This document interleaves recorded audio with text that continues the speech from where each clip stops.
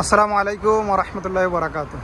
আজকে মালয়েশিয়ার গ্রামে আসলাম মুরগি কেনার জন্য। এই যে দেশি মুরগি নিলাম একটা মোরগ, যা বাংলাদেশের টাকায় প্রায় 1000 টাকার মতন হচ্ছে আর কি, কম বেশি হয় অনেক সময়। তা আমি এই গ্রামে রাস্তাটা আপনাদেরকে যদি একটু দেখাই, কি অসাধারণ রাস্তা দিয়ে আসলাম, মানে এক কথায় অসাধারণ, অনেকটা দেখতে বাংলাদেশের মতন আর কি রাস্তাটা দেখেন।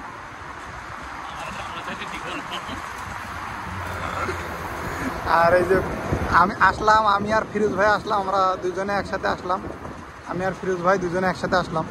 এই রাস্তাগুলো একেবারেই কিন্তু নিরিবিলি রাস্তা আর কি, মানে অনেকটা দেখতে বাংলাদেশের মতন। আর মুরগি কিন্তু এনজয় করছে, আমার খাঁচার ভিতরে মুরগি রেখে দিয়েছি, সে বাতাস খাচ্ছে, এনজয় করছে।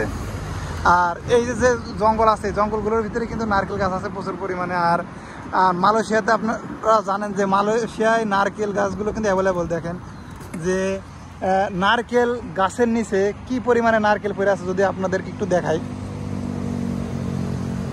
হয়তো অনেকে কিন্তু বিশ্বাস করতে চায় না, বললে যে গাছের নিচে নারকেল পড়ে থাকে। আমি আপনাদেরকে একটু জুম দিয়ে দেখাবো যে গাছের নিচে কি পরিমাণে নারকেল পড়ে আছে।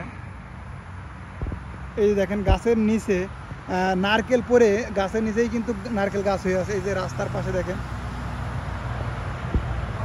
রাস্তার পাশে এই যে নারকেল গাছ নারকেল পড়েছে, রাস্তার পাশে নারকেল পড়েছে, নারকেল পড়ে কিন্তু এই জায়গায় গাছ হয়ে গিয়েছে। আর ভিতরে যত নারকেল গাছ আছে প্রত্যেকটা গাছের নিচে কিন্তু যদি খোঁজ করা হয়, দেখা গেল 2, 4, 10টা 20টা 50টা নারকেল থাকবেই গাছের নিচে, এদিক ওদিক সাইডে পড়ে থাকবে। কারণ মালয়েশিয়ায় কিন্তু নারকেলটা খুবই অবহেলিত, যে নারকেলটা কেউ খেতে চায় না আর কি।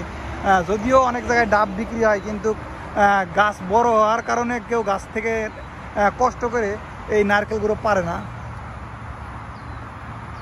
আর এই যে এই জায়গা যারা লোক আছে তারা সাইকেল চালাচ্ছে রাস্তা দিয়ে, এটা একটা গ্রামের রাস্তা আর কি। এই গ্রামটায় বেশি ঘর বাড়ি নেই, মানে খুবই অল্প সীমিত ঘর বাড়ি আছে মালয়েশিয়ার। এই গ্রামটায় খুবই অল্প সীমিত ঘর বাড়ি আছে। এই গ্রামে আছে একটা মুরগির খামার, যেখান থেকে আমি মুরগি নিয়ে গেলাম আর কি। এটা অনেকটা দেখতে দেশি মুরগির মতন, কিন্তু যেহেতু ফার্মে পালন করা হয়, এটা সোনালী মুরগির মতনই। আর এই রাস্তাটা কিন্তু একেবারেই নিরিবিলি পরিবেশ, অনেকটা বাংলাদেশের কিন্তু অনেক মাঠঘাটে কিন্তু এই ধরনের রাস্তা থাকে, যে মাঠে যাওয়ার জন্য নিরিবিলি এরকম রাস্তা। এই রাস্তায় কিন্তু সচরাচর লোকজন থাকে না, খুবই কম।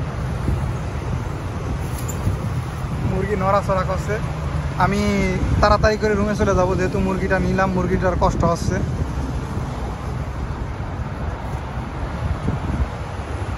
আল্লাহ পাক সবাইকে ভালো রাখুক, সুস্থ রাখুক। দেখা হবে পরবর্তী কোনো এক ভিডিওতে। আসসালামু আলাইকুম ওয়া রাহমাতুল্লাহি ওয়া বারাকাতুহু। আল্লাহ হাফিজ।